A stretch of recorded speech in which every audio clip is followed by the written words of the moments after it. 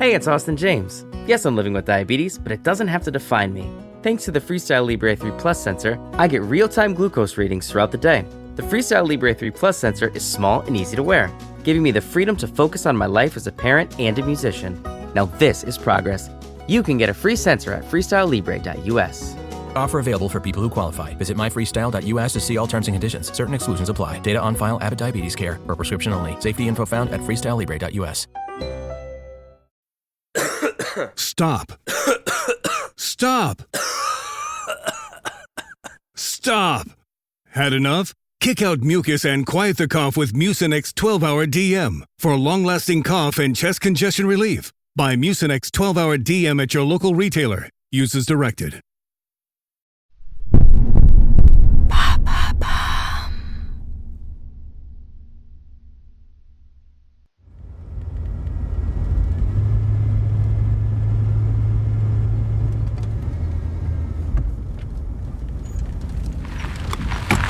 Une fois le moteur coupé, la voiture roule encore quelques mètres avant de s'arrêter sur le bas-côté, sans un bruit. Il règne au bord de la route une atmosphère d'humidité glacée. Un épais brouillard cache les sapins alentours, et l'on n'aperçoit que partiellement les collines environnantes. Il est 8 heures. On dirait qu'aujourd'hui, le soleil ne se lèvera pas sur le massif des volcans d'Auvergne.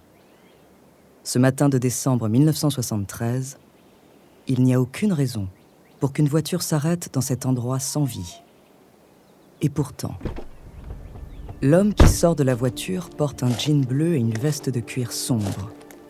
Ses lunettes sont embuées et ses chaussures ne sont absolument pas faites pour le sentier de randonnée sur lequel il s'engage pourtant.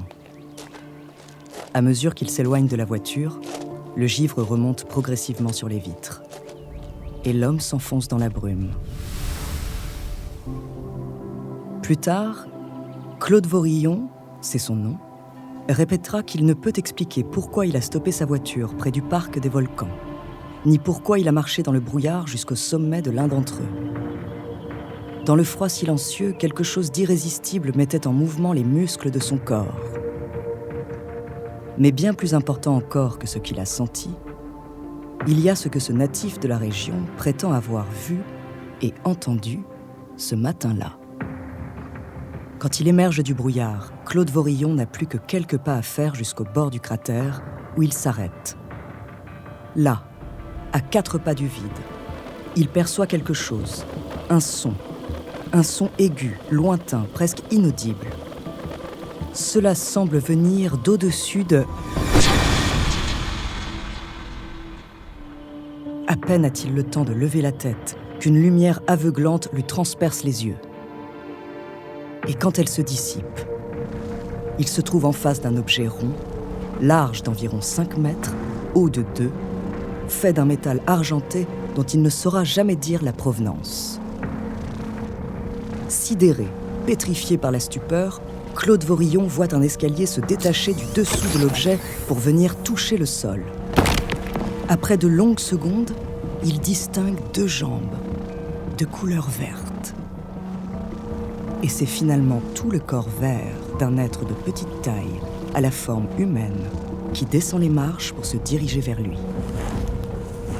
Dans un français parfait, avec un regard d'une profonde bienveillance, cet être se présente comme un représentant des Elohim, un peuple extraterrestre venu sur Terre avec un message.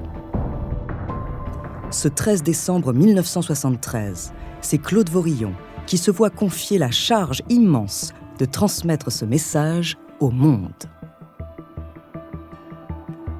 Après ces quelques secondes suspendues dans l'impossible, l'humanoïde remonte dans son vaisseau avant que celui-ci ne disparaisse dans le ciel en un éclair. Et c'est ainsi que tout commença.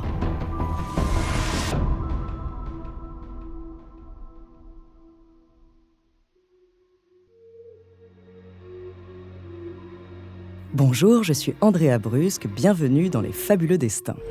Cet épisode est le premier que nous consacrons au tristement célèbre Raël. De son vrai nom Claude Vorillon, ce faux prophète et sinistre manipulateur a endoctriné des milliers de fidèles depuis les années 70 en se prétendant le messager des extraterrestres créateurs de l'humanité. Aujourd'hui, je vous parlerai de la naissance de son mouvement et des premiers scandales dont celui-ci fit rapidement l'objet.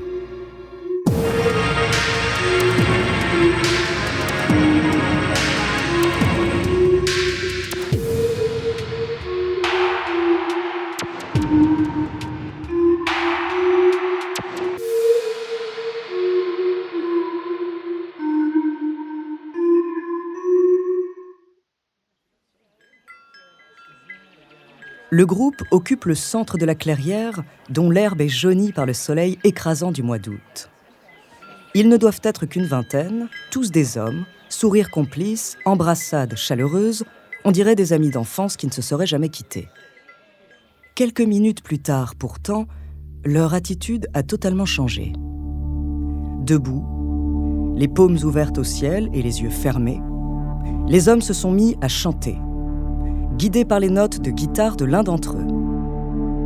Vêtu d'un vêtement noir, proche d'une soutane, Claude Vorillon manie son instrument avec la sensibilité d'un professionnel, et lorsque les choristes s'arrêtent, c'est maintenant lui qui monopolise les regards.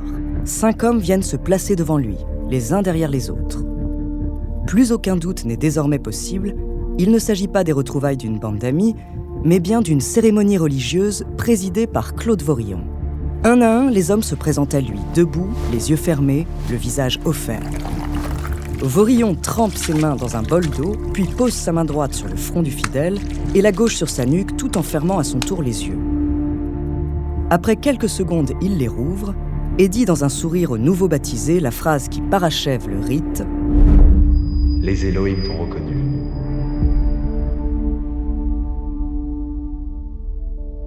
En 1974, Claude Vorillon, 28 ans, affirme avoir découvert le sens de l'existence humaine et tente maintenant de le partager autour de lui.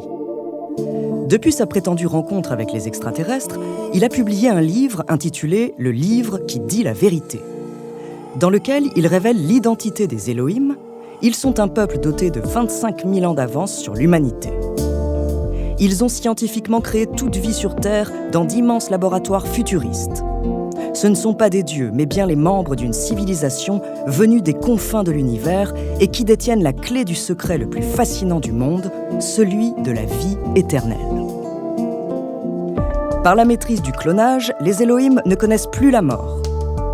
Et ils souhaitent désormais partager leurs connaissances avec l'être humain par la voix de leur nouveau représentant sur Terre, qu'ils ont choisi de rebaptiser Raël, soit le messager des Elohim. Si ce discours laisse un grand nombre d'observateurs sceptiques, pour ne pas dire moqueurs, il suscite tout de même un intérêt grandissant, ne serait-ce que par sa nature divertissante. Et cela constitue malheureusement déjà l'origine du succès rencontré par le mouvement raélien. Pendant les 30 années qui vont suivre, l'autoproclamé prophète des extraterrestres va bénéficier d'une couverture médiatique aussi généreuse qu'irresponsable. Dès mars 1974, il est par exemple invité sur le plateau télé de Jacques Chancel à une heure de très grande écoute. Aussi invraisemblable que cela paraisse, le journaliste de renom présente son récit comme un témoignage, invitant les téléspectateurs à se faire leur propre opinion. Le discours de Vorillon est parfaitement rodé. A posteriori, il est effrayant de voir à quel point l'imposteur se débrouille pour ne jamais pouvoir être contredit. Ses paroles démagogiques empruntent les enseignements les plus positifs des grandes religions monothéistes, si bien qu'il semble n'avoir jamais tort et toujours raison. Claude Vorillon crée donc de l'audimat et fait rire. Mais le problème immense que cela pose, c'est que si la majorité des téléspectateurs ne le prend pas au sérieux, la minorité de ces mêmes personnes constitue un nombre loin d'être négligeable. Beaucoup sont en fait séduits par la bienveillance, l'espérance et la joie affichée de cet homme qui se dit prophète. Bientôt, ils seront des centaines à rejoindre le mouvement, acceptant d'être baptisés par leur nouveau guide pour devenir officiellement raéliens. Petit à petit, les nouveaux fidèles abandonnent leur libre arbitre sans même s'en rendre compte.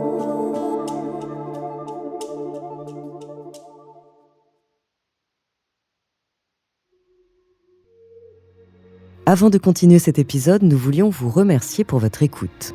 Si vous voulez continuer de nous soutenir, abonnez-vous à la chaîne Bababam Plus sur Apple Podcast. Cela vous permettra une écoute en avant-première et sans interruption. Ou bien écoutez ce message de notre partenaire sans qui ce podcast ne pourrait exister. On se retrouve tout de suite après.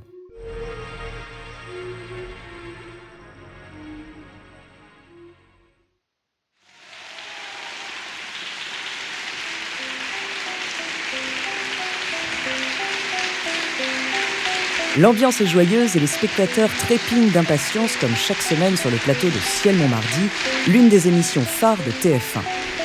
Ce soir du 11 octobre 1992 est particulièrement attendu, Raël, leader du mouvement désormais bien connu qui porte son nom, est l'invité de Christophe de Chavannes en direct à la télévision.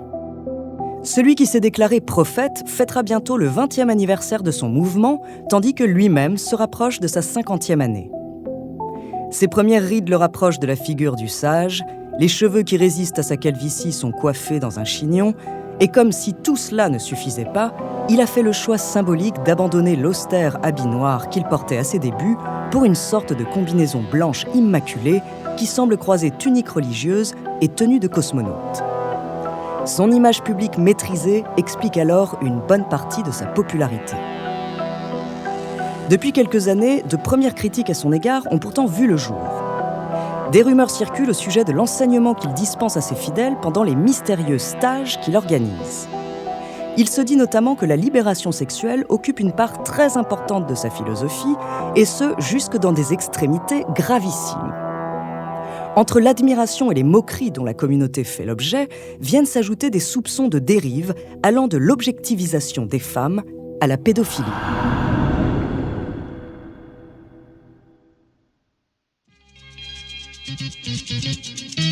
À l'époque, ces critiques restent encore néanmoins minoritaires et c'est donc comme à son habitude décontracté, souriant, rieur même, que Raël se présente sous les applaudissements.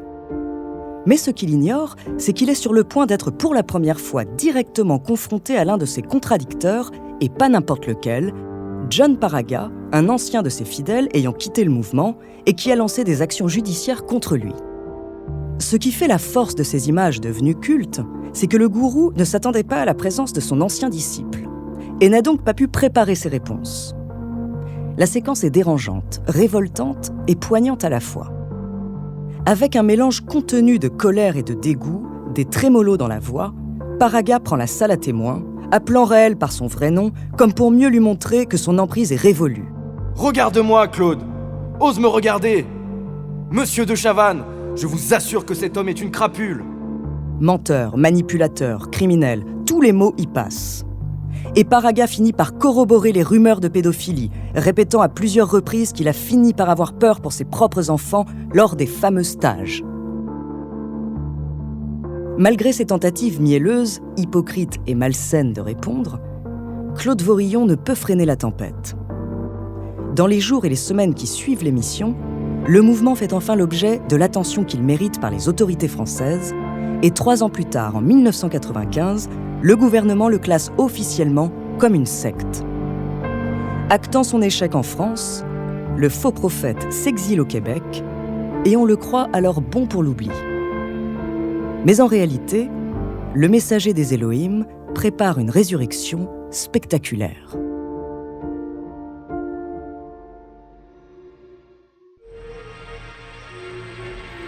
Merci d'avoir écouté cet épisode des Fabuleux Destins, écrit par Clément Prévost, réalisé par Matthew Rock. Dans le prochain épisode, je vous parlerai de l'expansion de la secte au niveau mondial, avant qu'elle ne marque à jamais l'histoire, en prétendant avoir créé le premier clone humain. En attendant, si cet épisode vous a plu, n'hésitez pas à laisser des commentaires et des étoiles sur vos applis de podcast préférés.